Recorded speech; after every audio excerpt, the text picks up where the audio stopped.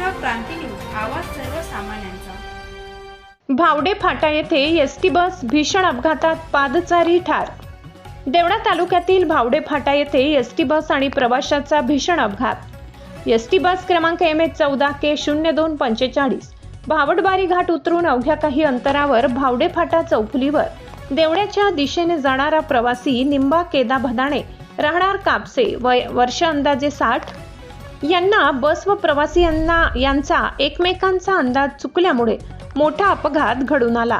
हा अपघात इतका भयानक होता की प्रवासी निंबा केदा भदाणे चक्क बसमधील पुढच्या चाकात आपटून सुमारे 100 फूट फरफटत गेले। या अपघातामुळे निंबा भदाणे यांचा जागीच मृत्यू झालाय। मृतदेह ग्रामीण रुग्णालय देवळा येथे शवविच्छेदनासाठी पाठवण्यात आलाय।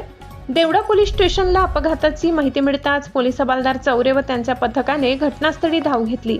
अपघाताचे कारण अद्याप समजले नसून पुढील तपास API नंदा पाटील यांच्या मार्गदर्शनाखाली करण्यात येत आहे। नागरिकांकडून या ठिकाणी गतिरोधक टाकण्याची मागणी जोर धरू लागली आहे। प्रतिनिधी दादाजी हिरे, देवळा।